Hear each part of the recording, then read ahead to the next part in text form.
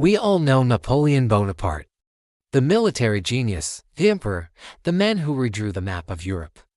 His story is one of grand battles, political maneuvering, and legendary ambition. But what if I told you there's a hidden chapter to his story? A chapter that wasn't fought on the battlefields of Austerlitz or Waterloo, but in the glittering salons, shadowy corridors, and secret correspondence of Paris and beyond. This is the story of Napoleon's invisible army, the network of women who were his eyes, ears, and sometimes, his most trusted advisors. When you think of women in Napoleon's life, you probably think of Josephine, his great love, or Marie-Louise, his second wife. But the reality is far more complex and fascinating. Behind these famous names was a web of countesses, actresses, writers, and even ordinary citizens who played a crucial role in his rise and rule. They weren't just passive figures in the background, they were active participants in the drama of the Napoleonic era. They gathered intelligence, shaped public opinion, and wielded a unique kind of influence that men simply couldn't.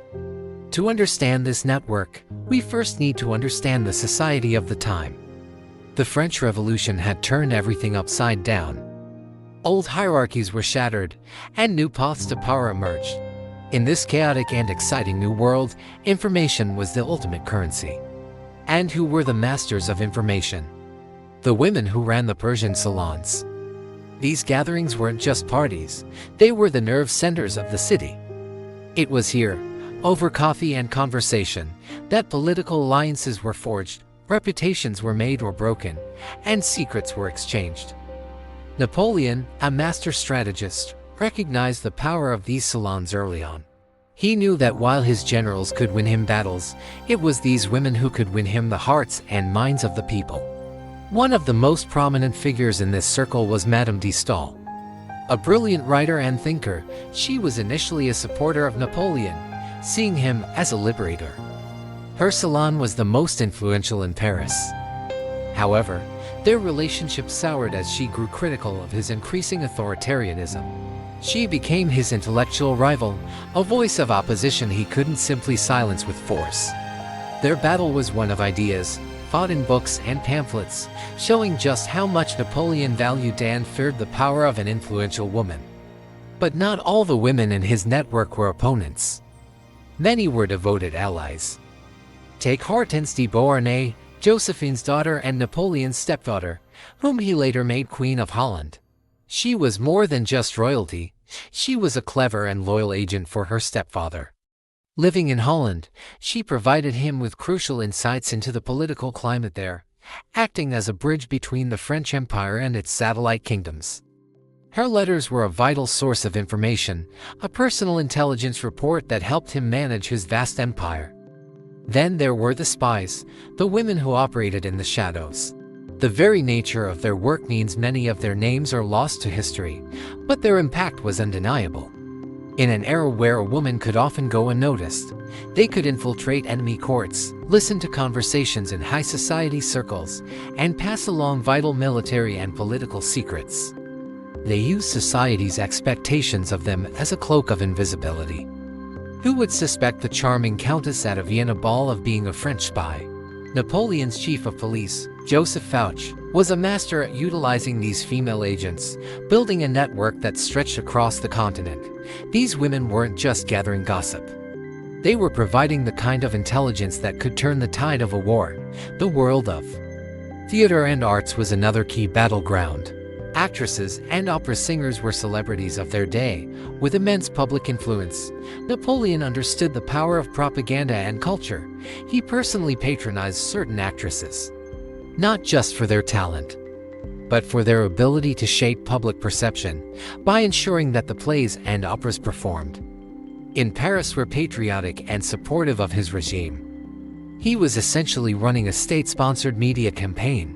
An actress like Mademoiselle George, who was also one of his mistresses, became a symbol of French beauty and talent, her fame intertwined with the glory of the empire. Through her, he projected an image of a culturally rich and powerful France. And of course, we must talk about Josephine de Beauharnais. She is often portrayed as a flighty, extravagant figure, famous for her style and her love affair with Napoleon. But that's only half the story. Josephine was a political survivor of the highest order. She had navigated the terror of the French Revolution and possessed a deep understanding of the delicate social politics of Paris. Her charm and grace were political tools. She was able to smooth over diplomatic incidents, win over his political rivals, and create an imperial court that projected an image of stability and elegance. She was his partner in power, managing the home front while he was away on campaign, her influence a soft power that was just as important as his military might. The relationship between Napoleon and these women was complex. It was a mixture of genuine affection, political calculation, and ambition. He was a man of his time, and certainly didn't see women as equals in a modern sense. Yet, unlike many of his contemporaries, he clearly recognized their unique capabilities and was not afraid to use them to his advantage. He saw their intelligence, their social skills, and their ability to navigate worlds that were closed off to men. He understood that an empire wasn't just built with cannons and cavalry, but with whispers, alliances, and information. This invisible army didn't wear uniforms or carry weapons, but their contribution to Napoleon's empire was profound. They were the diplomats in the drawing rooms, the spies in the ballrooms, and the influencers in the theaters. They helped build the Napoleonic legend, and in some cases, they dared to challenge it. Their stories reveal a hidden dimension of power, one that operated alongside the official, male-dominated world of government and war. So the next time you see a portrait of Napoleon, the solitary emperor with his hand in his waistcoat, remember that he was never truly alone. Behind him, around him, and sometimes even ahead of him, was an invisible army of remarkable women.